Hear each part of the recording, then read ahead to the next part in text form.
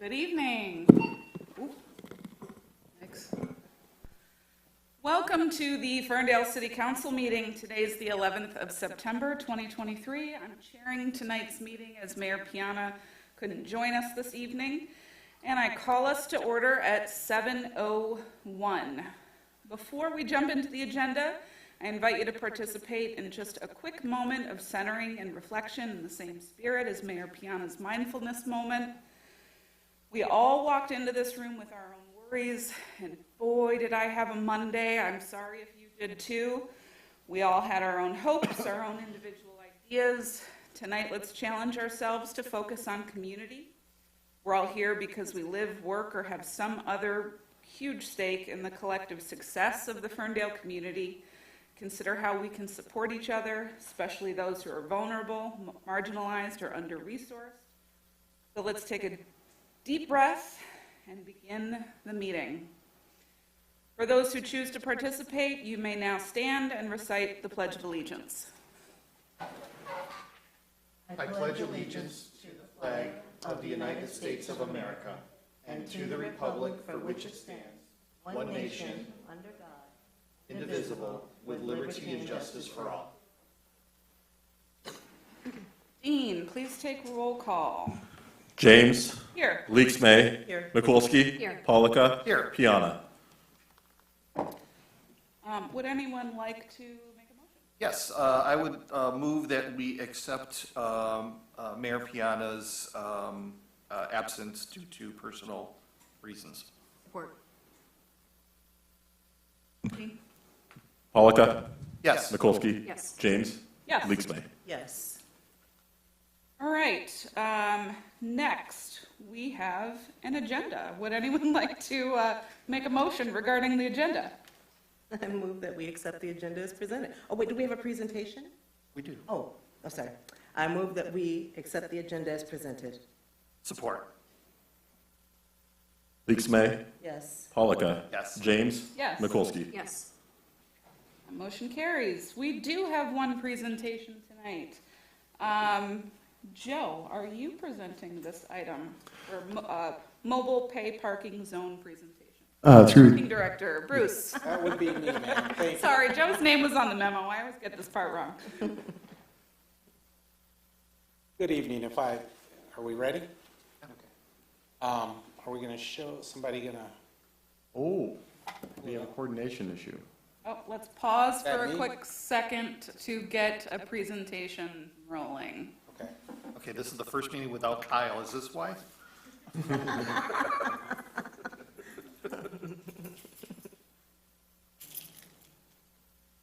Bear with us for one moment. Luckily, we have a light agenda. Joe, was I supposed to get that set up? Oh, boy. Well, this might take more than a moment. Oh, okay, Why don't we move this to the regular agenda? okay. Would a member of council like to move to remove this from presentations and put it on the regular agenda? Through the chair, I motion that we move the presentation item to item 8B on the regular agenda and proceed to the next agenda topic. Support. Polika. Yes. Leaks May. Yes. James. Yes. Mikulski. Yes. All right, that brings us to the call to audience. We will spend a few minutes here hearing comments from anyone in the audience who'd like to speak. You may speak for up to 3 minutes on any topic on or off the agenda. It's your time to speak. Council doesn't engage in discussion or debate, but we may delegate speakers to the city manager's office to connect you with appropriate staff. Remember that some folks might be attending their first public meeting and might not be comfortable with public speaking. Don't interrupt or create distractions while folks are speaking. And we follow Robert's Rules of Order, so please address your comments to me as the chair, not to city staff, other speakers, or residents. It might feel awkward, but I assure you that we're used to it.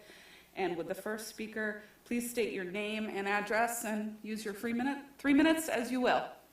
I'm a resident Here's the issue. You guys raise taxes every year, but you're not bringing in jobs. You got all these empty buildings. You're getting more restaurants and bars in residential places than you are jobs. We got enough residential homes.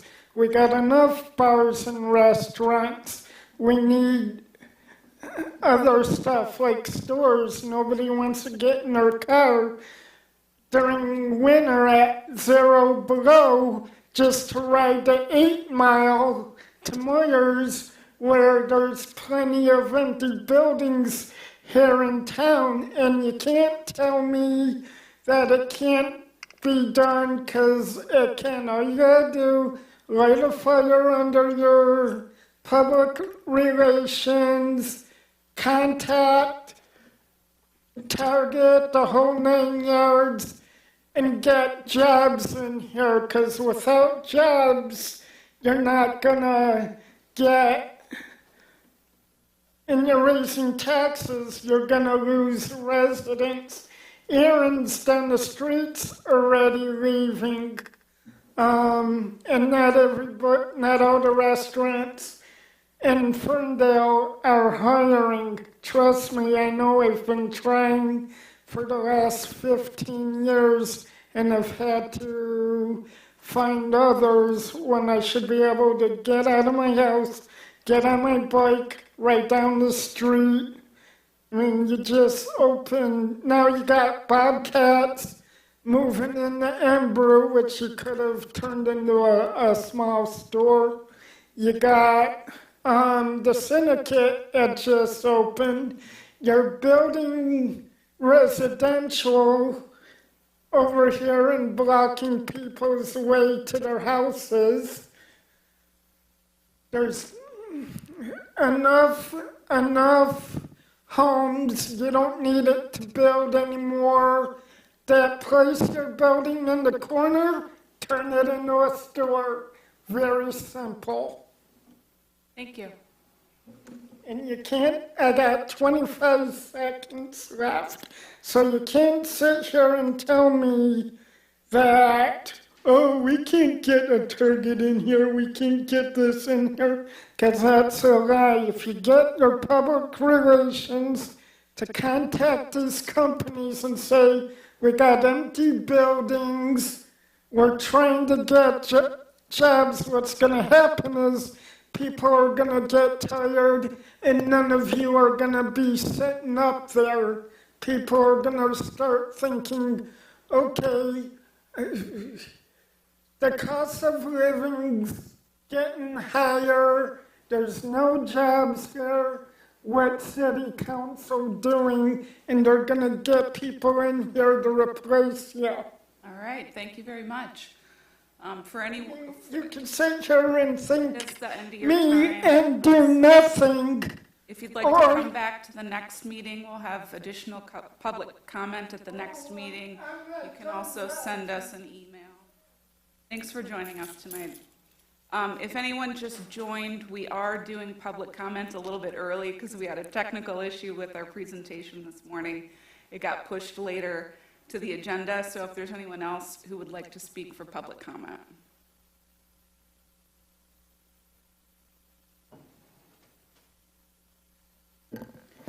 Thank you, and I'm glad I came in because that's what I came for. Came in when I did. Good evening, my name is Prasad Venugopal and I live at 1425 West Troy Street. I speak as an individual, a Ferndale resident, and an immigrant of color. I'm here to talk about the article in the latest issue of the Woodward Talk, which was about the CARE Michigan report, Council of American Islamic Relations for anyone here who may not know, which was about what the Woodward Talk article termed racial disparity in Ferndale police traffic stops. I asked for, received, and read the entire report, as I assume all of you on council and in the PD have done. But I'm not here to talk about it. Instead, I want to address some of the claims made by Chief Emmy, and by extension the city, in that Woodward Talk article, since he was extensively quoted in it. The chief is quoted as criticizing the CARE report, quote, "If they had done any type of research, it would have been obvious. We are not policing outside our jurisdiction. Our borders in some cases go up to 7 feet of the south curb. That means we'll pass the median, in some cases 3 lanes of the eastbound side of 8 Mile. And statute supports policing on both sides," end quote. I have some handouts here. If you don't mind, I'll pass it out. If you could give it to the clerk, he'll pass them down. Those handouts are difficult to see, the page with the maps on it. But as you will see from the handout and what I say, I did some research and it is not obvious. All 3 maps shown on that first page, and I know it's hard to see, indicate that the Detroit boundary goes up to the median on 8 Mile, which means that the Detroit boundary, as shown in those maps, one of which is from the Ferndale Open Data Portal, one of which is from the Detroit Open Data Portal, and the third one is from a GIS firm out of Auckland, New Zealand. We can assume they have no skin in this game here. All 3 of them indicate that the Detroit boundary goes up to the median. I'm not saying the chief is wrong in his assertion about boundaries, because I know the Ferndale zoning map has it different. But the chief is wrong about it being obvious from research. Later in the article, the chief is quoted as saying, "It is irresponsible in portraying these numbers as evidence of biased policing. We have a low minority population, Detroit has a high minority population, and it makes sense that 8-lane highways that traverse a community are comprised of a completely different demographic." Well, that is correct.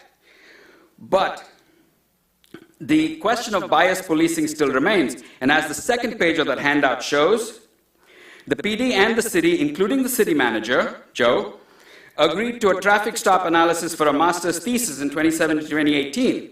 Chief Emmy was interviewed for that study, and I'll just read you the conclusion at the very end, which I've highlighted in bold. There's a 29% discrepancy in traffic stop citations between black and white drivers found using an adjusted census benchmark model. The evidence is there, and the PD and the city signed off on it. So at best, this is a failure to acknowledge what was already known and should have been known. And since I'm out of my time, I'll just say, you know, Chief Emmy has talked about the fact that people like me don't know what it is like inside the police department. I totally agree. He's also talked about how the police department holds itself to a higher standard than many other police departments. And I totally agree with that too. But in that conversation we had 2 years ago, my comment was about building trust, not just with the communities that the PD and the city think we're servicing, but also about the communities that interact with the police department. If we don't build that trust, then I don't think we're going to get anywhere when we have an ACLU report from 2014 and a CARE Michigan report from 2023 that's saying the same thing, and our response in both cases is, you haven't done your research. I think if we're going to build trust, our responses to the article like this one just don't cut it. I think we need a different conversation. We need difficult and courageous conversations that include people who don't agree with the reality and the perceptions the way the city and the PD see it. Thank you. Prasad. We've got another public commenter. Give you a moment. My name is Kelly Elliott. I am a resident and a homeowner on East Chesterfield Street. I'd like to follow up with a courageous conversation. I bought my home 13th of November, 2019. The 24th of December, 2020, I had a massive stroke. May 2nd, 2021, as I was in hospice, a man broke into my house. He was a former employee of the CN Rail. I have reported to police. For 857 days, I've been fighting for my life. Now, we happen to know, based on the news reports, that the Ferndale police have been going out to 8 Mile and stopping vehicles that are not residents of this city, but they are residents of Detroit. And I can tell you for a fact that they use East Chesterfield as a thoroughfare to get there. Sorry, sir. So my question is, What is the function of the police department for Ferndale? Because I can tell you for a fact, in my case, they took no photographs of my injuries. They took no photographs of the crime scene. I have filed multiple complaints with them personally. I finally got the attention of a patrol sergeant who has come to my house, who is doing the internal investigation, who has assured me that he's willing to do his job. But just yesterday, one of the officers came by my street. They were looking for a vehicle that was parked over top of the sidewalk, which of course is a disability issue. I take that back. My dog passed away a week and a half ago. I was one of the few people that was impacted by that big storm that we had. DTE treated me really well. They took care of things. The fire department took care of things for me and treated me very well. My concern is with the policing. I want to know what their job is, what their function is, why they get paid what they get paid. I want to know what kind of training that they've had. Because as far as I'm concerned, they have little training on how to address a victim of a violent crime. They have little training in the standard of investigating a crime. They're not very honest, in my opinion. They're not very truthful, in my opinion. They're disrespectful. I've had more trouble with a lieutenant from this police force than I have ever had in my entire life with anyone in law enforcement. And that comes from someone that sat for oral boards for the state police. I opted to not become a trooper just because I had a 3-year-old and I wasn't willing to put my life at risk in that way. Miss Elliott, I'm sorry. I'm happy to sit. I'd like to have a conversation after this meeting. Thank you. Thank you very much. Excuse me, sir. Excuse me, sir. We do have a meeting. We're going to need to carry on. Please don't interrupt the meeting. Does anyone else like to come to the podium for public comment? Yep, sir, I'm sorry. You get one bite at the apple per meeting. I understand. You had your 3 minutes. I'm looking to see if there's anyone else who would like their first 3 minutes. All right, seeing no, sir, I'm sorry. We have a meeting that we need to go on with. I'm sorry that you're not feeling heard. We need to All right, so we have no public hearings tonight. We'll move on to the consent agenda. These are routine items that may be voted on together without individual motions or debate. Bear with me as I read all of the items for tonight. We have 7A, approval of the August 28th, 2023 meeting minutes. 7B, approval to rent front-end loader for Department of Public Works from Michigan Cat for $17,400.90. 7C, approval to purchase additional traffic control devices for Public Works fleet from Dornbros Signs, Inc. for $6,178.64. 7D, consideration of proclamation to resolve September 18 through 24 National Rail Safety Week. 7E, consideration of grant agreement between the State of Michigan, Michigan Indigent Defense Commission, Department of Licensing Regulatory Affairs, and the City of Ferndale. 7F, approval of one-year agreements for the use of the Southwest Storage Yard as a transfer site for leaves by the cities of Oak Park, Pleasant Ridge, Huntington Woods, and Lathrop Village, and authorize the DPW Administrative Manager to sign agreements. 7G, approval of emergency water main section replacement at 2171 Mapledale by D'Angelo Brothers, Inc. for $11,271.98. 7H, approval of the supplemental fiscal year 23 budget adjustment 7I, approval to accept the AFG grant funds for Stryker cot and Lucas device purchase. 7J, approval of emergency underground storage tank removal and disposal on Paxton Road by G2 Consulting and Environmental Service for $55,702. 7K, approval of bills and payrolls as submitted by the Finance Director and subject to review by the Council Finance Committee. 7L, approval of appointments for SACRA Board Representative and Alternate. If a member would like to remove and discuss any of these items, please do so. Otherwise, we'll need a motion to approve. Council? I move that we approve the consent agenda. Support. Mikulski, Yes. Leaks May, Yes. James, Yes. Polika. Yes. That brings us to the regular agenda.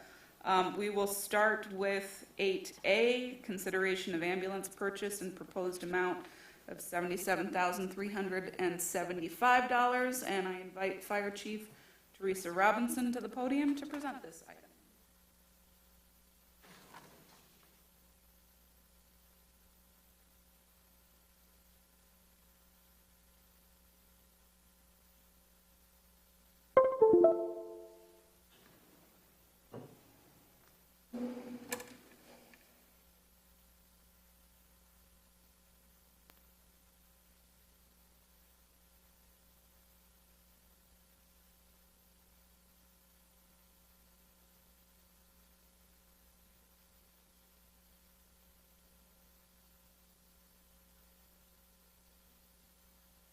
Well, good evening, Mayor Pro Tem, Council, staff, and residents in the audience.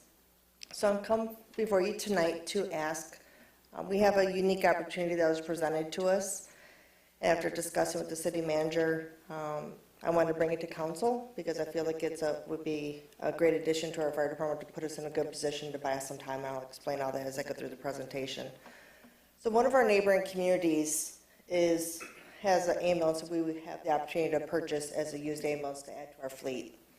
As I move through it, so this is from Madison Heights Fire Department, and they have a new ambulance they're receiving next month. They were going to trade this in and have offered to sell it to us in lieu of doing trade-in on their new ambulance. So before I get into it, I want to review with everybody what our fleet status is, because I think that's an important starting point if you understand what we have and why this is a need.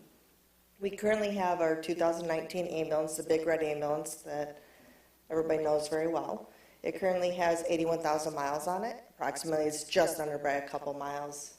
And then we have a 2004 ambulance, which is our white reserve ambulance. And when you look at that, and I put the miles up here as transparency so that you know, you're like, wow, it only has 31,000 miles on it, which seems very low, even though it's almost a 20-year-old vehicle. It is a remount of a 2002 box.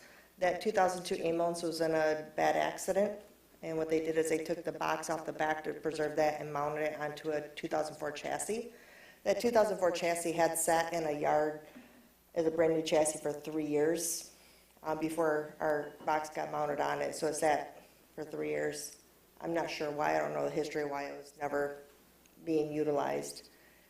And that's how we got it. The remount was not done very well. If you ride in that ambulance, you definitely feel it's not in great shape. When we put it in service, it typically ends up at the yard for some type of repair. So it's shows its age even though the miles are low, and for whatever reason we have a fair amount, pretty regular issues with it. We do have our new ambulance on order. Again, to remind everybody, we ordered it late spring of 2022. And right now, it's still not expected to be here until summer of 2024. So it's very, very long delivery time from order. So the goal with this, and why I bring this forward, is to get our replacement schedule back on track. The last thing we want as a community, especially as a small community, to have to purchase multiple brand new vehicles same year or back to back, because that just pushes the problem down the road and creates a problem for a future administration to have to make another duplicate large purchase later. So spreading them out about 5 years apart would be ideal, because you get back on track with the replacement schedule, allow to spread out those expenses, those large purchases. Purchasing this used ambulance from Madison Heights, which is a 2015, I'll get into all the specifics of it, would set us up to have a much more reliable reserve ambulance, allow us time before we feel the pressure to have to buy another new ambulance. Allow us to spread that out and have distance between our new ambulances instead of back-to-back purchases now and then down the road for, like I said, for a future administration. So some data as far as what we're seeing on our fire department. See, our call volume is increasing. You look at from 2019 to 2022, about 300 more EMS calls a year. This is just EMS. This is not fire or anything else. So these are just medical calls we're being dispatched to, and you see it's just going up each year. The other one I want to show you is the amount of calls we're transferring patient care. What that means is with the single ambulance that we have in service every day, these are the number of calls that we're having to call a partner to come in and be the transport and ambulance for those patients. And you see that also is on the rise each year. So what does that translate to? Why am I even talking about that? Our average cost recovery per run, and where this number comes from, is I look at the end of the year, a report from our EMS billing company, and they look at for all the collections they did for our total call volume for that year, for the money that was actually collected and divided out and give you your average recovery per run. We know what we get paid for our service on each call. Varies depending on the payer mix. Is this a private pay? Is it Medicare, Medicaid? Is it private insurance? Who is paying the bill? Also, is it deemed as necessary for service? There's calls that we are not going to receive paid for. So this takes all of that into consideration, and this is actually money received at the city. And you see it stays, low to mid, $300 per call. So going back to the number of patients we're turning over each year, you see that translates to potential lost revenue. So I show you what that translates to with having 2 ambulances that we can trust to be in service, and our staffing is getting to a point where we can start supporting that. And I just did from 2020 forward, and you see it gets over $80,000 of potential revenue lost with those patients that we're turning over. And that was calculated based on the average recovery per run for that particular year times the number of patients we turned over to another agency. So that's where that calculation came from. So it's, say for 2022, the $328.98 per run times the 353 patients that we turned over to somebody else. So that's where that final came from. Where are we at now?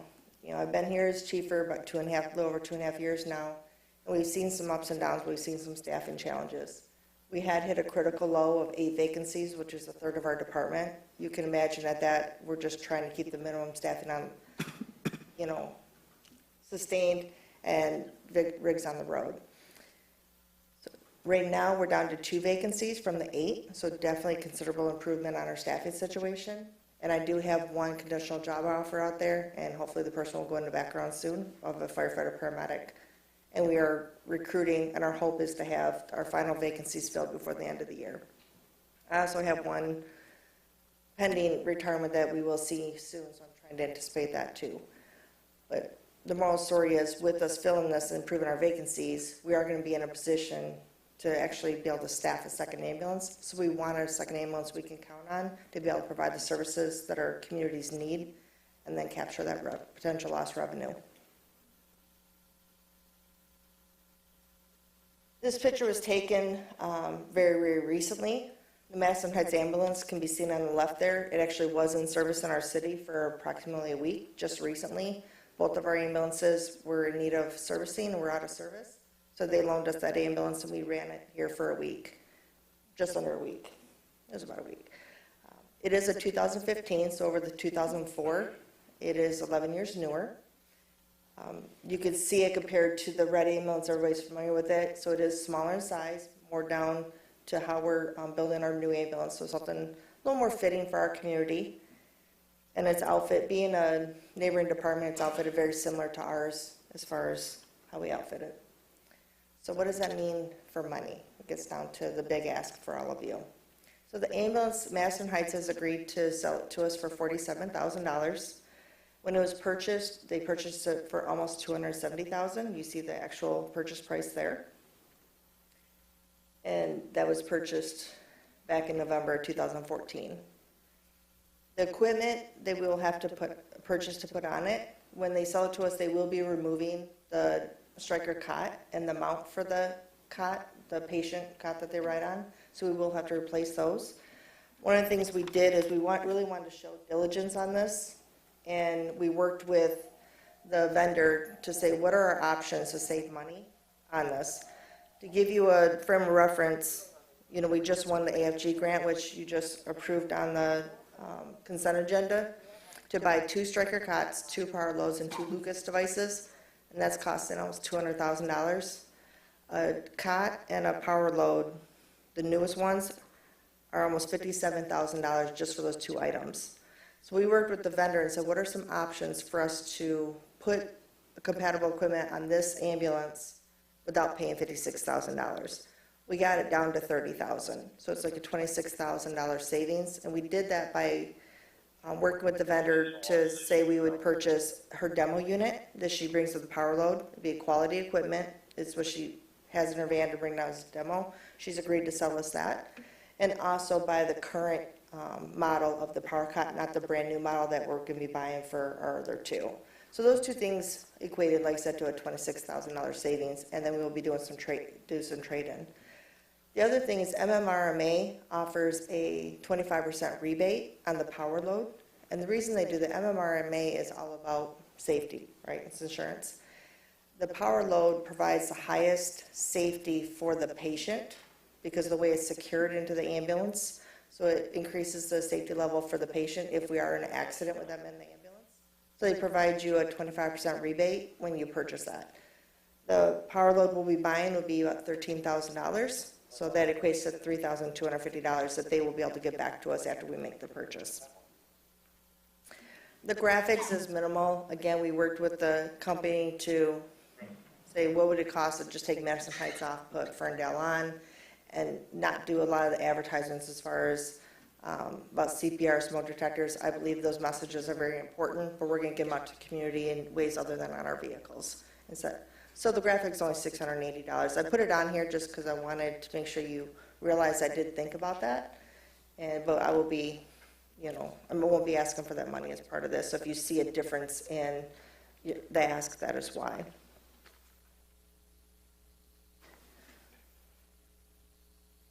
With that, I just want to do a quick overview. I didn't want to make it a long, drawn-out presentation, but I'd be open for any questions you have. And I do have my one captain who's my EMS coordinator and has a lot of the history, so if there's something I don't know the answer to, that's why I have him here, so hopefully we can provide you the answer.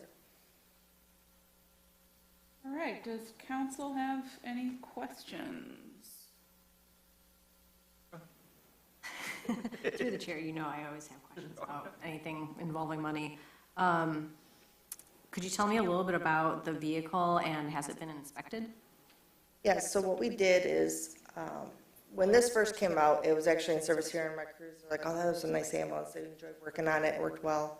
But of course, we wanted to do due diligence on this. So I got the maintenance records from Madison Heights. I also had the vehicle brought over for our fleet services to do a once-over on it. And so our own mechanics checked out the vehicle prior to us moving forward, even putting in an offer for this vehicle. And they gave it a stamp of approval and said it's a good vehicle. Okay. Because we wanted to ensure we were purchasing some. The maintenance records, they showed that they were very on top of preventative maintenance. It seemed like they maintained their fleet very well. We've not had any issues when we've put in service for us here. We've had in service here, I think, 3 times now.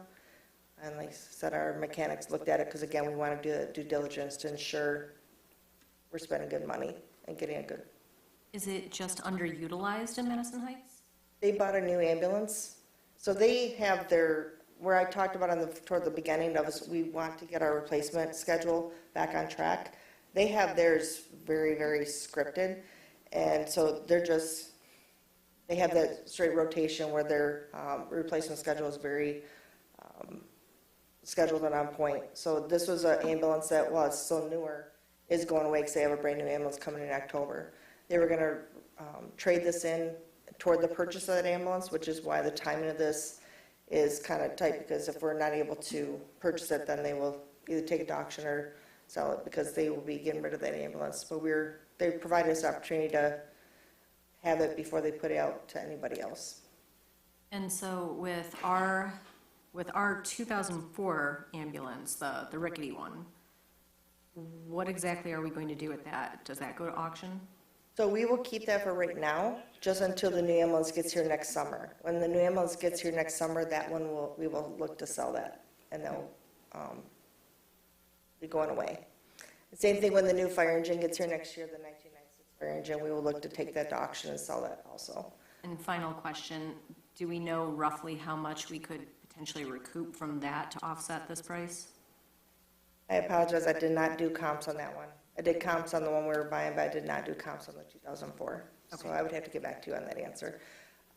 I will tell you on it, we pulled comps for the 2015. We found a range, and actually my one firefighter did all, I think he's still here. Yeah, did all the work for me. He's sitting in the back of the room. But a lot of these ambulances have well over 200,000 miles, and for similar prices. So we felt like we were getting a good deal with the deal that they were able to offer us.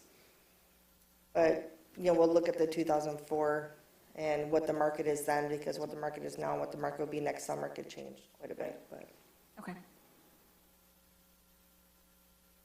Through the chair. The 2004 vehicle that was rebuilt, when did that rebuild happen and what was the cost? the cost, Yeah, do you have that information? I don't have I the know cost. it would have been done well before, What probably year was before the you. accident? The captain actually was in the vehicle when the accident occurred. He's traumatized about that. What else, but-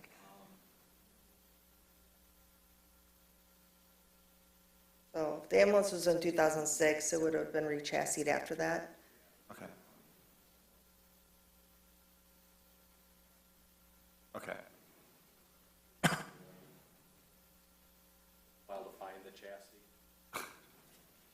So between 2007, let's say it was rebuilt then, to now, we've only driven it 31,000 miles?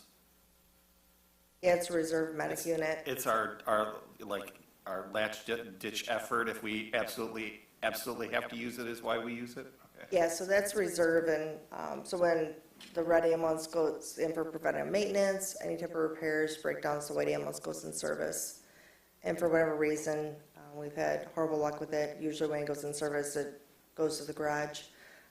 The reason we had Madison Heights in service recently is the red ambulance was out of service. We were waiting for repairs.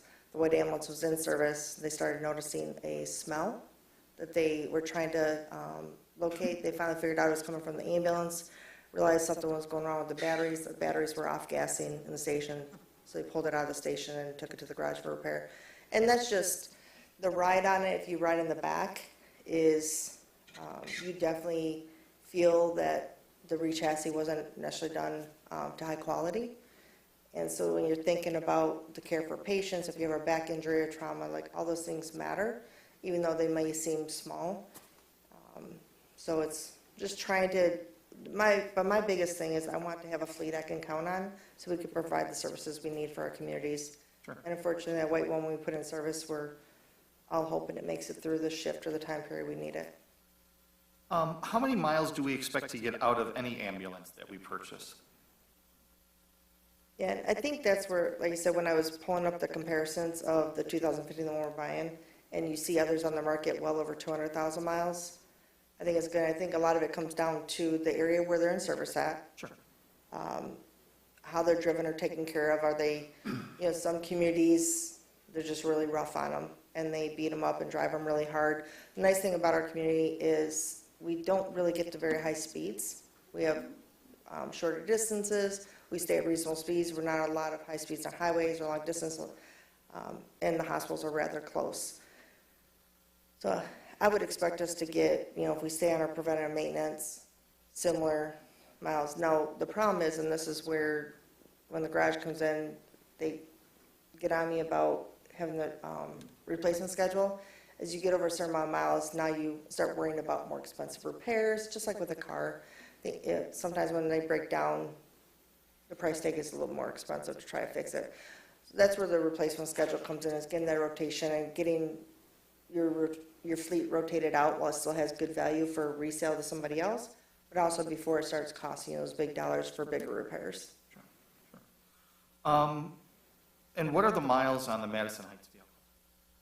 It's at, I think it was 108,000, if I remember correctly off the top of my head. Hold on, I sent it over. So it's a little over half of its life expectancy is Yeah. what we would expect. Yeah, and it out of a will vehicle. be a reserve when the new ambulance comes next year. It will be our reserve ambulance, the white one will go away, so that it will be, which again will extend its life. But also having that one to be able to share the load, it is going to help us extend the life of the red one, which is at, over, 81,000 miles already as of 2019. So you see how fast that's ranking up on miles because it's carrying the whole load. If we could split the load on that, it's going to extend the life of that one too, which again will be a good return for the city. If I may, through the chair, when you say good return for the city, so say this goes through and the selling the ambulance once the new one comes in, and the rebate, where does that, are there already plans in work as far as what you're going to use those potential funding for? As far as the rebate, The rebate and the sale of the one ambulance. the white ambulance next year? Yes. Yeah, I mean, that'll come back to, obviously the rebate will come back immediately to offset the cost. So I guess I should go back a slide here. There was $40,000 that were earmarked in ARPA funds for striker cots. So I will tell you the one reason our red ambulance was out of service is because our cot had malfunctioned. We are the only agency in Oakland County that runs Ferndale cots. Everybody else runs striker cots. It took us a week to get Ferndale to repair the cot. With Stryker, I would have had a loaner that same day, but also we could have borrowed from any of our neighboring communities. With the Ferndale, we cannot. And it's hard as a fire chief to have a vehicle out of service because of a piece of equipment. We wrote for the AFG grant, which you approved on the consent agenda, and got the purchase of Stryker cots, so our whole fleet will be switched over. They will be interchangeable between our fleet too. So all those things will come in, but as far as the balance, which will be, I think, about $38,000, that is not already allocated that we be coming up with. When you take out, you start with the $78,000, subtract the $40,000 that is already earmarked in ARPA funds, and then subtract the $3,250 we will get back from MMRMA, and it leaves a balance of $34,805. So that's where, for the rebate, tended to come immediately back to the city to offset the costs we were doing. And then, again, the hope is have that fleet. We have some personnel about to license, become medics, get off probation, start counting for manpower, so we're going to be more often in a position to staff both ambulances.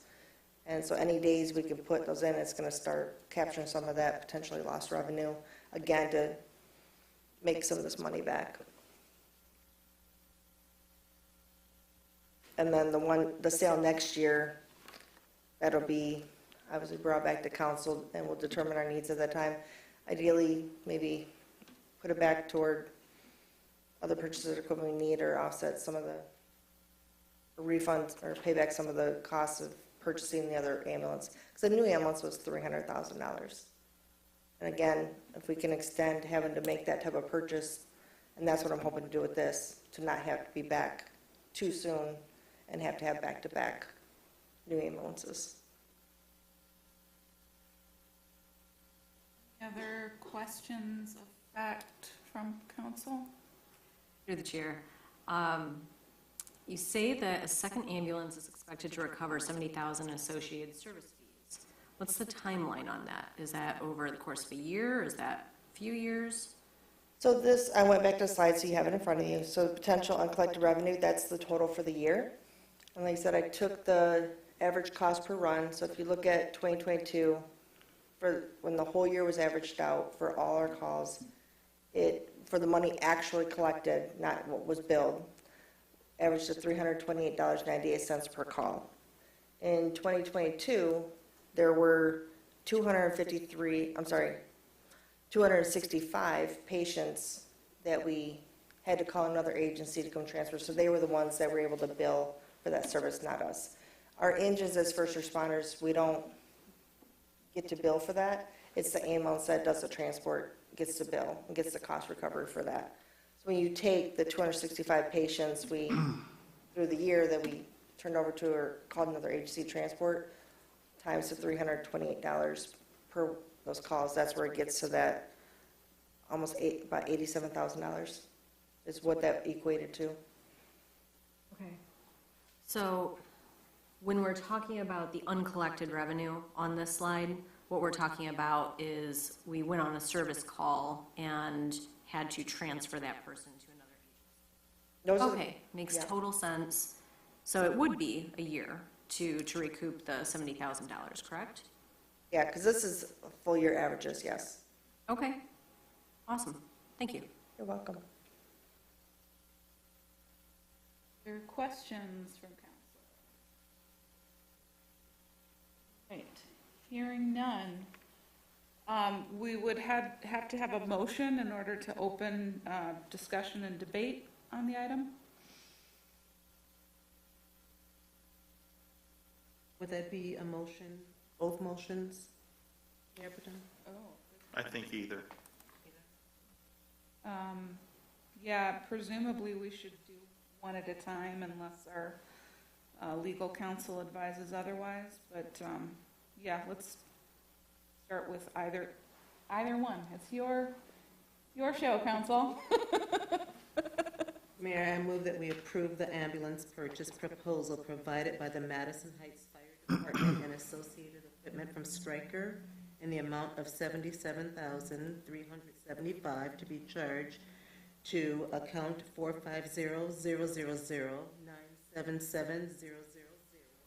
and to authorize the fire chief and city manager to execute the related agreements. Support. Is there any discussion before we call the vote?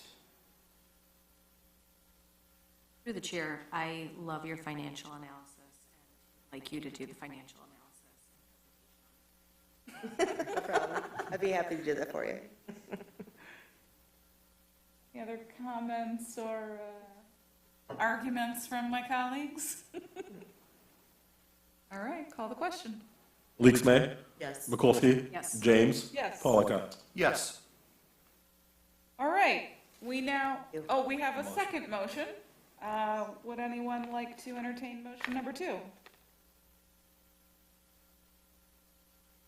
I move that we authorize the transfer of $40,000 in budgeted ARPA funds to offset expenses for the ambulance from account 280-000-977-000 as submitted by the city manager. Support. Any discussion before we call the question? All right, hearing none? Mikulski, Yes. Polika, Yes. James, Yes. Leaks May. Yes. Okay, thank you, Chief. Thank you, council.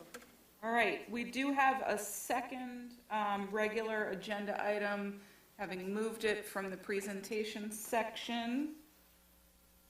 Bruce, welcome back. We'll give you a second shot here. You're all set. Thank you. Obviously, I need to attend more council. Love to see you. Mayor Pro Tem, council members, city manager, thank you for the opportunity to present today. Regarding parking payment options, specifically, you're going to focus on 2 payment solutions that we're working on right now. The first one is mobile pay zones, mobile-only pay zones. And let me preface this by saying, on Woodward, and what sparked this discussion is on Woodward, as we've gone through the configuration of Woodward and what parking will look like when the project is finished and we're ready to park cars on Woodward again, what we've come to the understanding is the number of spaces that we have on Woodward and the thought process that we initially about how we were going to facilitate parking payments on Woodward has changed. Initially, we planned to deploy parking kiosks all along Woodward on both sides. And when we get into the presentation, you'll see that the block faces changed so dramatically that we thought we need to come up with some different solutions for that, for cost effectiveness and customer service. So I'll just get started.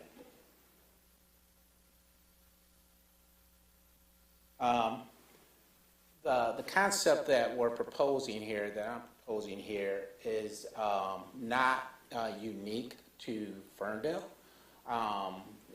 Other places, other cities are doing it around the country.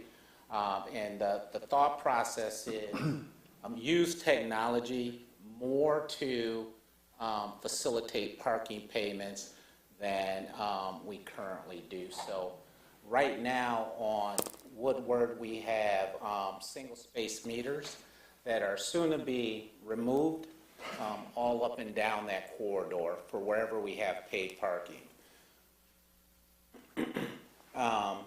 Areas, what we're going to do is look at Woodward and make a determination on, there are some areas along Woodward that we're saying we're going to deploy mobile-only payment zones, and that'll be on Woodward from Camborne to, I think, is Ardmore, and some of the side streets on West Saratoga, East Saratoga, where there's these single-space meters that you see on the screen now. Those will be removed, and we'll put signage in place, which you'll see here shortly, that will give instructions to parkers on how to pay for the parking or how to facilitate a parking session. So this is not totally new for Ferndale. As a matter of fact, we have an area on West Troy Street right now near Rosie O'Grady's where there are no parking meters. If you look at the picture right here where these vehicles are parked, part of this is a loading zone, and after 5:30 p.m. it turns into paid parking. We do get app utilization for these spaces after 5:30, and the app utilization for these spaces, and there are no kiosks over here where this location is. App utilization for these spaces is similar to the app utilization that we get on 9 Mile. The kiosks, and just to clarify, what I'm proposing here for Woodward will not affect the kiosks that we have in the surface lots or on 9 Mile. All of those kiosks for now will remain in place. I put together, or I wanted to show this diagram for a couple of reasons. I wanted to give you an illustration of what the configuration will look like when we transition to mobile pay only. If you look at where my cursor is right now, you can see this is between Withington and the next street over goes to Lot 15, which would have been West Breckenridge. Tree Dreams. Here, yeah, Tree Dreams, yeah. Where my cursor is right now is approximately 3 or 4 spaces. Where my cursor is right now, and I'm talking about what's there now, another 3 or 4 spaces and another 3 or 4 right here for a total of 9 spaces. When the configuration is done for Woodward Moves, we'll only have these 4 spaces, 1, 2, 3, 4. So ideally, with 10 spaces, we would say drop a kiosk right here in the middle somewhere, or place a kiosk right here in the middle. But it doesn't really make economic sense for us to spend $8,500 for a kiosk to service 4 spaces. What we're proposing is deploy signage where we have these blue dots and these yellow dots to give people instructions that they can either download the app, they can use scan to pay or text to pay, which I'm going to talk about here shortly, or we're going to have instructions to give people directions either around the corner here to the surface parking lots on either side of this block, because they can get to surface parking on either side of this block. So anyone who has to use coin, we want to give them instructions on how to do that, but along this corridor, we want to use mobile payments of some type. So we'll have options for people to pay. I also want to mention that after the Woodward Moves project is done, we'll go from approximately 65 to 70 spaces in this same footprint that we're talking about to about 23 spaces, 20 spaces or so. So again, I tie this back to my recommendation to the city manager is in our industry, and I'm talking about the parking industry, it doesn't, we don't recommend that we put an $8,500 machine at these locations because over the long run, it doesn't make sense from an economic standpoint. Go to the next slide. Right now, I wanted to highlight the fact that right now, our app payments are around 62% of our payments. We expect that to increase. And then the ongoing costs, there are ongoing costs for software services and maintenance costs. Those two costs go away totally with the mobile pay only zones because the software as a service fees come with hardware. We won't have hardware. It will be mobile pay only. The maintenance that we perform on the meters on an ongoing basis, we estimate that to come in somewhere at about, for a 5-year average, you can see what we estimate the cost savings will be for this process that we're implementing. Again, we're not proposing to implement this citywide. What we're proposing is to implement this on Woodward. And I didn't mention the 8 kiosks cost itself for hardware and installation. So that would be a cost savings as well.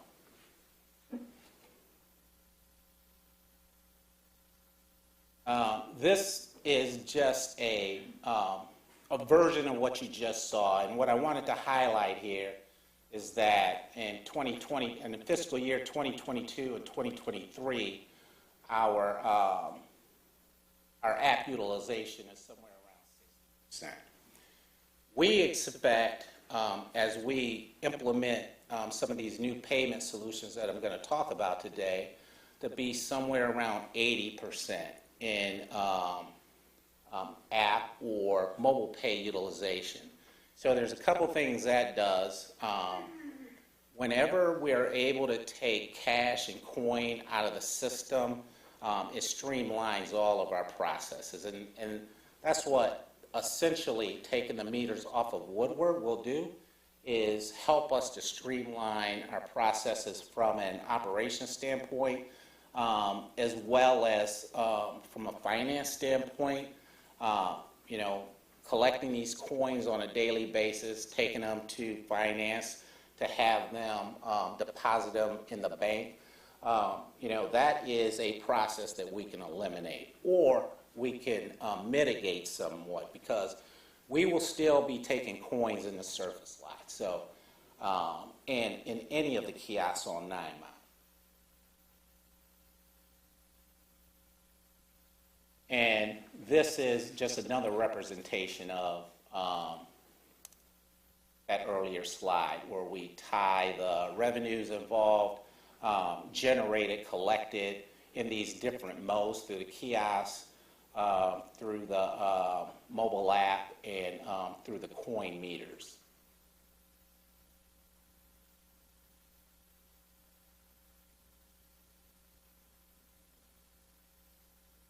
Now, before I go forward, I want to talk about a different form of payment, but before we go forward, I wanted to make sure that, well, I want to ask if you all have any questions about the concept of mobile pay only on Woodward. Okay. So the next slide that I wanted to talk about is a new parking solution, a new payment solution that we're introducing here in Ferndale. Again, or that I want to introduce. We're negotiating a contract for it right now. The contract is not, we're in a substantial agreement, so we're comfortable talking to you about this right now, but the contract's not executed yet. Text to Park is a solution that we want to implement, and we want to incorporate into our system that gives people an opportunity or an ability to pay for their parking without downloading an app, and it's faster than downloading an app. So the benefits, I just named off 3 of them. The benefits are it's more convenient, it's faster, and there's an opportunity for individuals if they want to get text receipts or text notifications about their parking sessions, they can do that as well. And before we're finished here, so that's an example of a sign that we're developing. The sign may not look exactly like that, but it'll have those baseline features in it. Before we leave, what I'd like to do is, if anybody's interested, just kind of walk through that payment process, because it only takes a few seconds, and we'll do that here shortly. And that the solution that we're talking about now would be a system-wide deployment. So the way this works, the way that it works is, if you all have your, can we do a little demonstration real quick? If you all have your mobile phones handy, and go to your text message,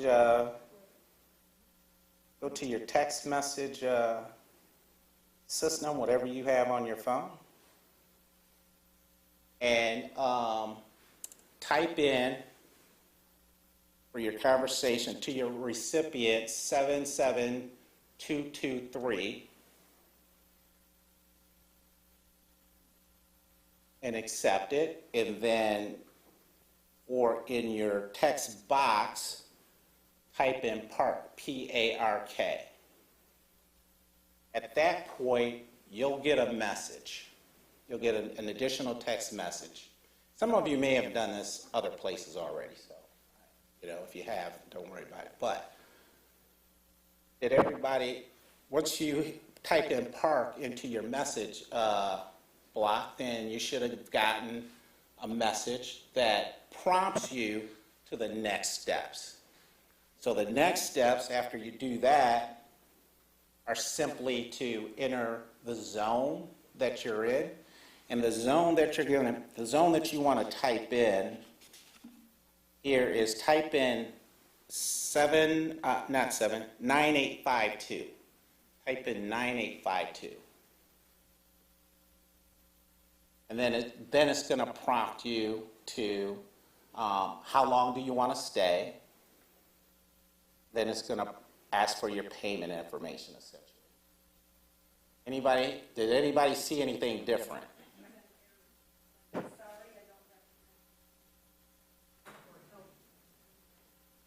So type in PARK. Link didn't work for me either. Yikes. Server can't open page. Okay, well, we're still negotiating the contract.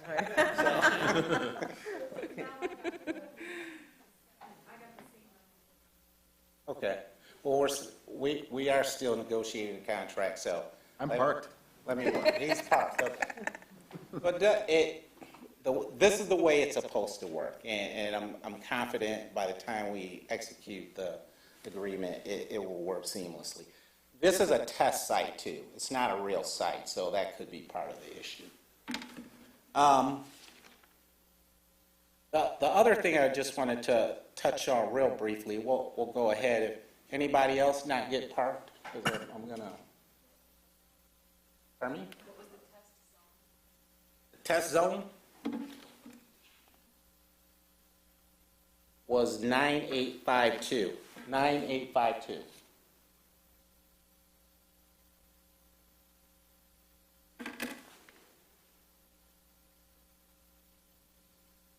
Now, one of the questions about this, and I think I may have skimmed over this, but this doesn't cost the city any.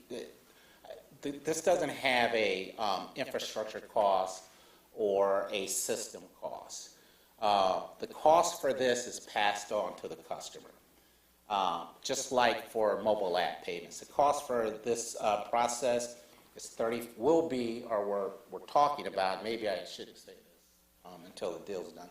We're talking about 35 cents a transaction is what we're talking about, and is what the negotiated price is.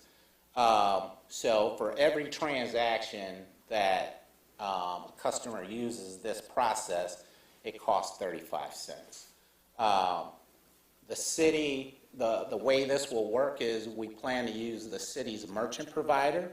So the transaction cost from a merchant processing standpoint, I don't want to get too deep in the woods here, will be the same as we're paying now for mobile app payments. There'd be no difference there. We talked about the fact that I mentioned the fact that we expect our mobile payment rate using either this system or using the app, or soon we hope to have near field communication on our parking kiosks, so people don't have to put their card into the kiosk. All of these items are designed to help making parking easier for patrons or for citizens, visitors to the city of Ferndale. And I want to emphasize we are conscious and cognizant of the fact that we still need to provide a way for people to pay who don't use a credit card. As a matter of fact, one of the features we have here, if you look at the slide, something that we don't have now that we anticipate having is the ability for a person to call a phone number and make a payment over the phone to our service provider, as opposed to putting a card in a machine or downloading an app or using the text to pay, because there are some people who are more comfortable doing that than they are using their credit card in a machine. I talk to them all the time. They're there, they're out there. So, and I'm not trying to be discouraging. It's just different people have different needs and different wants when they're paying. So there's some other benefits to this that we don't have right now, in that people will be able to use these different bank cards, Green Dot and NetSpend, and some other, I think people, some people have those. I'm not familiar with them, but they're definitely, the thought process is to be as inclusive with the ways people need to pay as possible. Through the chair, sorry. Those are prepaid debit cards. Yeah. What did I say? Credit cards? I'm not sure, but you just said you weren't familiar with them. Okay, So. yeah. Madam Chair, are there anybody have any questions about what we're discussing?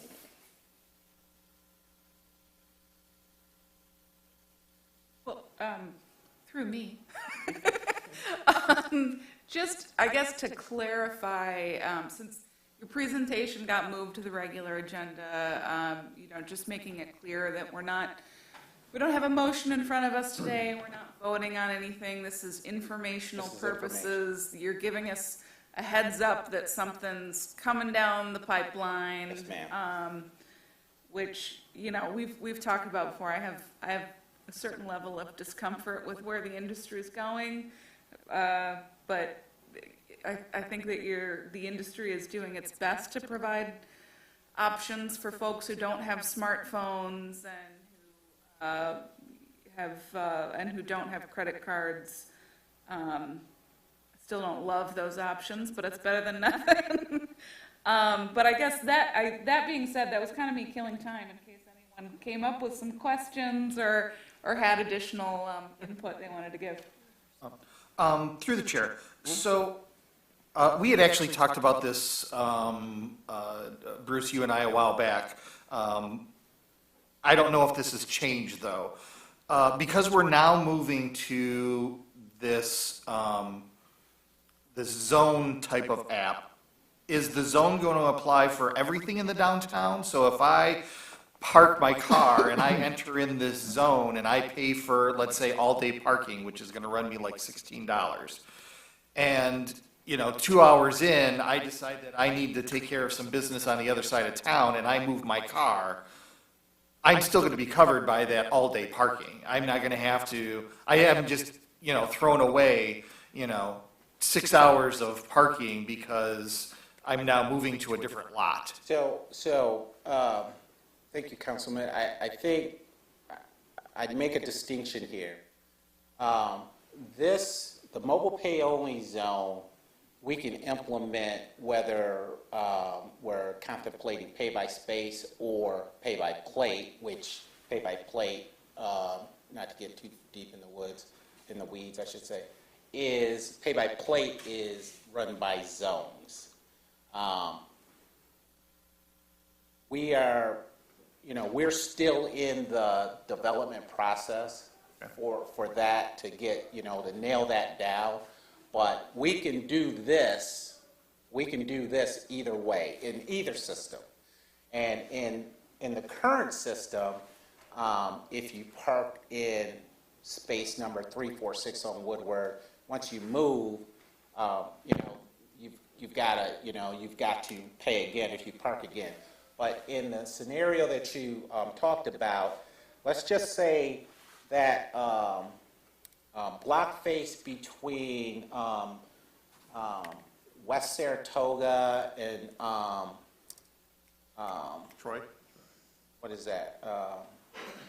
West Saratoga and Withington and Withington and can't think of the street. The West next street Breckenridge? going north. West Breckenridge. Yeah, West Breckenridge.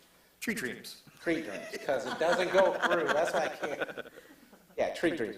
So that would be zone number 234. And in number, I'm just throwing a number out there. In number 234, if you parked on the next block face, which was 456, then that time wouldn't carry with you. But if you parked anywhere within 234, then that time you would still have that time. Okay. That answers your question. Yes, and I guess when we get into that whole contract point and we talk about zones, I'd like to know what the reason we would have to have various zones. Well, I'll just tell you from 50,000 feet, the reason for having multiple zones is because you want to be able to know where your payments are happening. If you have one zone for the whole corridor on Woodward that's paid parking, you really don't have a sense of, other than me knowing because I'm working it every day, but you knowing factually, you really don't have a sense of, okay, how many, what's our utilization between Ardmore and East Troy? What's our utilization between East Troy and 9 Mile? You don't know that if you have one big zone. But it's done it's done both ways. I've seen it done both ways. From a customer service standpoint, I can see having, one big zone, or maybe a zone on one side of Woodward and a zone on the other side. Well, and I'm not opposed to the zones, the different zones. I now understand the value of that, because we do want to know where more parking is taking place. Right. I guess my next question would be, as we develop that contract, is there opportunities for us to look at if you pay in any zone, if you're paying by plate, we already know whether or not you have 2 hours or 8 hours on that plate, regardless of zone. So if I park in zone 245 and I'm there for 3 hours, but then I need to go to City Hall, and I have to drive my car because it's, snowing, and I don't feel like walking all the way from my car parked over here all the way across Woodward, and, 10 degrees below zero. I just want to move my car over to City Hall and not have to lose the money that I put on that parking space, and not have to pay again in a new space. I understood. So, and let me clarify.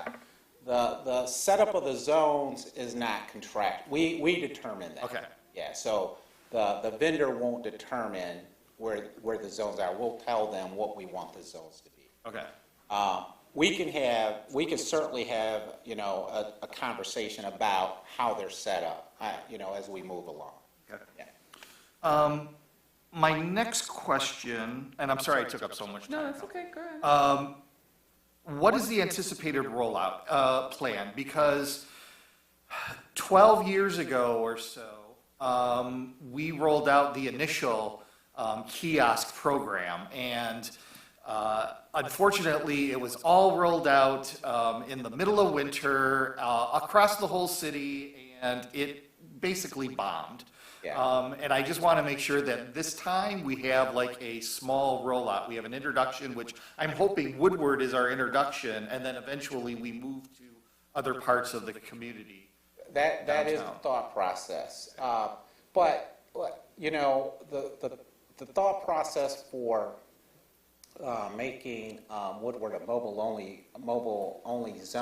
pay only zone is to introduce it. We're talking about 20-ish spaces, so that even though it's a high-profile footprint, it is a small footprint. And we actually contemplated, to your point, taking maybe lot 7 over on the other side of One-Eyed Betty's and say, maybe we demo this for a month or 2 months to see how it works. But again, there are more spaces there than there are in our Woodward footprint. Absolutely. 1, and 2, we've already experienced a version of this on West Troy near Rosie O'Grady. So the thought process is, we certainly are sensitive to the fact that this is something new, but I think the other, the other side of that discussion is, Woodward is going to look so much different. It's going to, if I were to go back to that diagram with where the parking spaces are. So, and I don't want to go on and on either, but, where the parking spaces are on the street present some challenges because, a person is not getting out of their, it's not like if you park in the space right outside in front and you can see the space number where you're at. So the signage that we deploy that have your zone number on and then ways to pay is going to help that process of facilitating those payments as opposed to, having a space number sign. And where do you put the sign? Do you put the sign on the sidewalk or do you put it on the pavement? There are no good solutions because it's too far away. You have bike riders going by, and there's all kinds of things that we need to consider for that. So we will have a more detailed signage package that we'll share before that happens. Thank you. Yeah.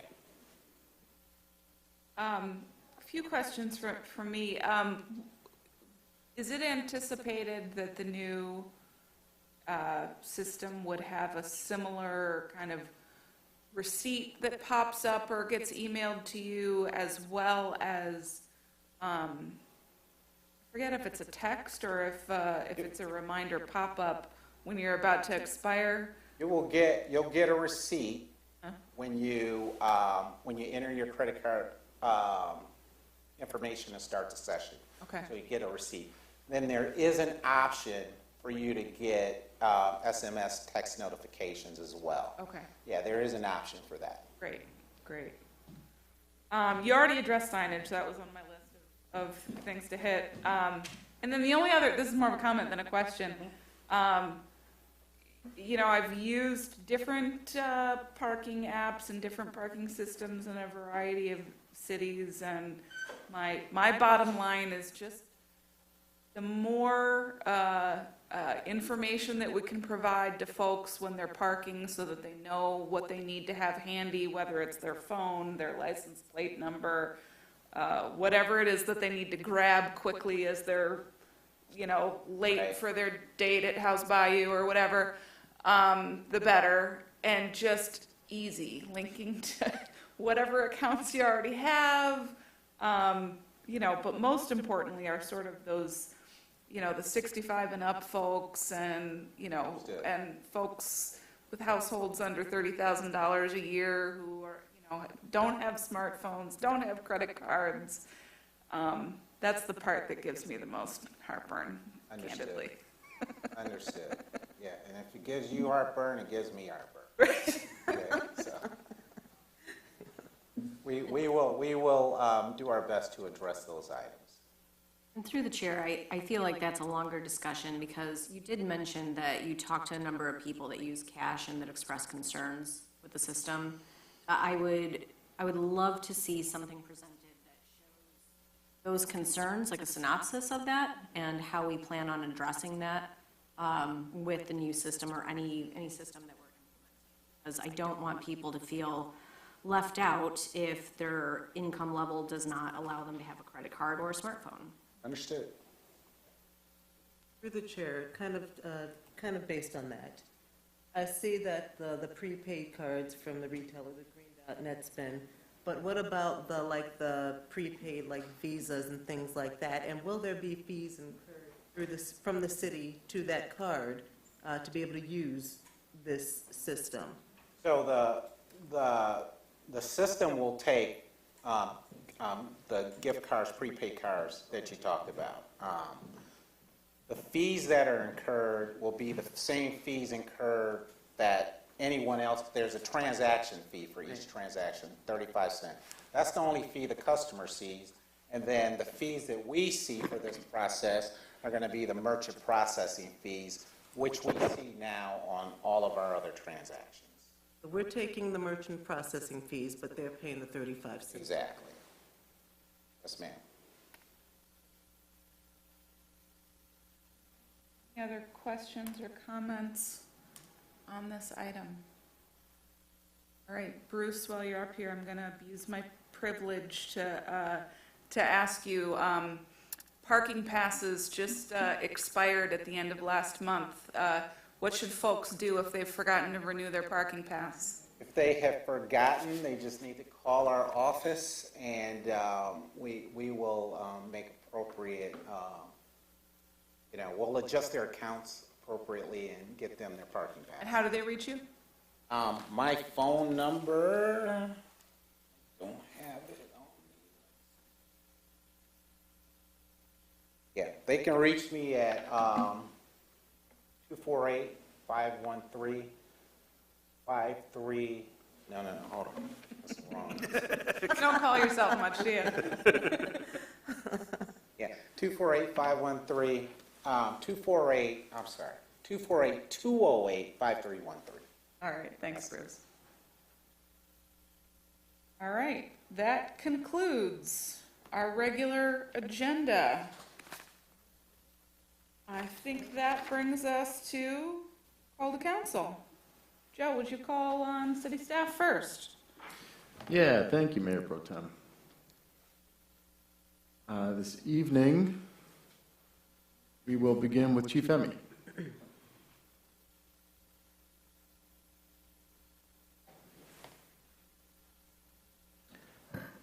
Good evening, Mayor Pro Tem and Council. I wanted to take this opportunity to plug the Citizens Academy. It starts October 5th. It runs for 4 consecutive Thursdays from 6 p.m. to 9 p.m. Come learn about your local police department and how we operate. There's plenty of spots available. Please share this with your neighbors or any family members. You do not have to be a Ferndale resident, just have to be interested in the city of Ferndale and Ferndale Police Department. And we look forward to taking your reservations. You can make reservations through Officer Joe Maulmeister, our CEO. It's jmaulmeister@ferndalepolice.org, or you can call the front desk or my office, and we're happy to direct you to the right person to reserve your spot. Thank you. Thank you, Chief. And our Communications Director is going to give an update on behalf of our Parks and Rec Department. Good evening, Council. So I am speaking on behalf of Parks and Recreation tonight. I wanted to let everybody know that there is a family skate night this Friday, September 15th.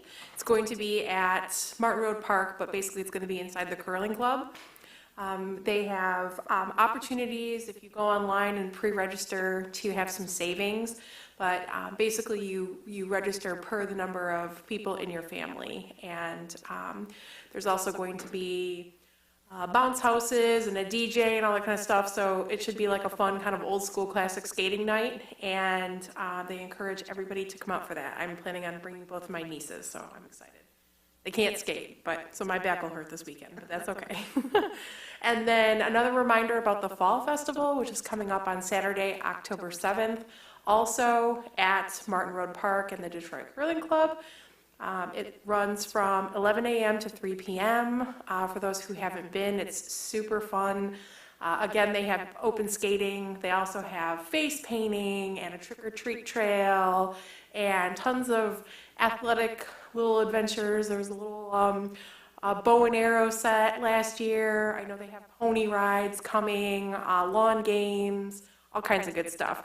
So if you are able to or interested in volunteering, I know they would love to hear. They're looking for a few more bodies for that, but if not, then bring your families out because that's a great event. All I have. Thank you. Thank you, Kara. I will go next. I wanted to announce the kickoff meeting for the 2024 Finance Committee is scheduled for this Thursday, September 14th, in this council chambers between 6 p.m. and 8 p.m. It will be published alongside with all of our agendas. So if you want to access the agenda or observe via the city's YouTube streaming like any other city council public meeting, we will have arranged for that. So 6 to 8 p.m. It is an open meeting as well. Public comment will be reserved towards the end of the meeting to allow the committee to focus on their work. Secondly, I wanted to announce that next Monday next city council meeting, we hope to have council confirm my recommendation for our new DPW director. His name is James Jameson. I'm very, very thrilled to be able to announce that promotion. James did an excellent job while serving as an interim, and he was a unanimous pick from the interview panel as well. So fantastic job, James. And your first opportunity, DPW director, is to give an update on behalf of the DPW. Thanks, Joe, and thanks, Council. I'm excited to take this new role to serve the city. And quickly, I just have a few infrastructure updates. There's some road work being done, being complete. Paxton Road should reopen this weekend. The Group 4 streets are nearly completed. They'll be in the lawn restoration and striping phase soon, if not currently. And those streets are Fielding, Paxton, Saratoga, Sonoma, Chestnut, and Northway. Woodward Road construction is continuing. Work at Camborne, 9 Mile, and Marshall intersections will begin soon this week. Detours will be detailed on the city website. And finally, there's a water main project ongoing at Sylvan. We've reopened Burdett to Paxton, and they're currently working from Burdett to Hilton. And I believe 1 lane of traffic is open from Hilton to Burdett. And that's it. Thank you. Thanks, James. Fire Chief Robinson.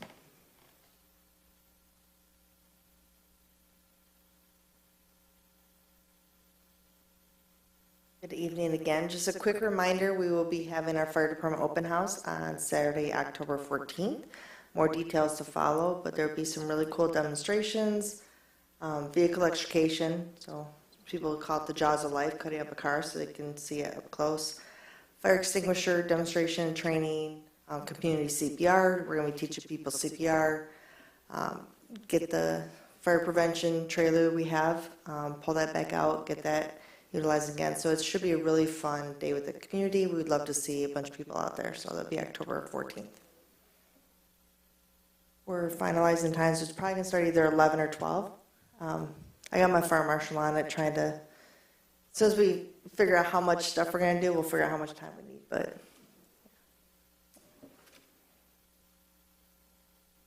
Thank you, Chief. And our city clerk, I did ask him just to make a reminder about a new ballot box we put out there. Yeah, we have deployed a second ballot box, which used to be at the Kulik Center at the Dot. We were very interested in finding a spot that was accessible for voters, and so you can actually drive up to that location. It's located in the Dot as you exit the building, which we were able to determine that spot with help from parking, DPW, and IT. So. Actually, to be clear with context, the state actually is requiring the location of those, and there's some location requirements. Does the DOT fit the bill, correct? That's correct. It's one of the items that we have to consider, correct. And those are our announcements, Mayor Pro Tem. If I may, through the chair, so you can drive up to the ballot box or walk up to it. Is that correct? That's correct, yep. All right, if we're wrapped up with city staff, let's go to Councilmember Mikulski if you have anything. Let's see. I wanted to make sure the community was aware that next Monday, Ferndale Public Schools is holding a community coffee hour at 6 o'clock on the 18th. At that coffee hour, they're planning on speaking about Kulik building plans. So I would invite everyone to join me. It's definitely going to be a good conversation to hear where that building may be going and what the plans are. All right, thank you. Councilmember Leaks May, do you have anything this evening? So also next Monday, I just wanted the community to know that there will be a forum for the Ferndale mayoral candidates as well as the city council candidates right here at City Hall. Hosted by the League of Women Voters, starts at about 7 o'clock, so that is also something that will be going on next Monday. Councilman Polika. So thank you for bringing that up, because I was going to raise, no, you're going to be there, so it's important that you know that it's there. I just want to remind everybody that the weekend of the 22nd, 23rd, 24th is the Ferndale Funky Art Festival and the DIY Festival in our downtown. So there'll be a lot of activities on both the east and west side of our downtown. So travel accordingly. Right. The only announcement I was going to make is I did log on to zoneferndale.com earlier today. If you'd still like to participate in those online surveys, they are still live. CED, do you know what the deadline is for participating there?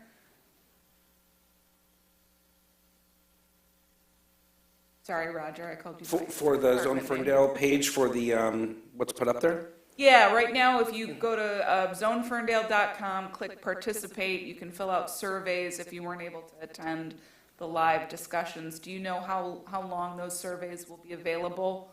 We're going to talk tomorrow with the consultant. I think as of last week, we only had 3 of the surveys up. We didn't have the sustainability one that we That's just right, yep. did.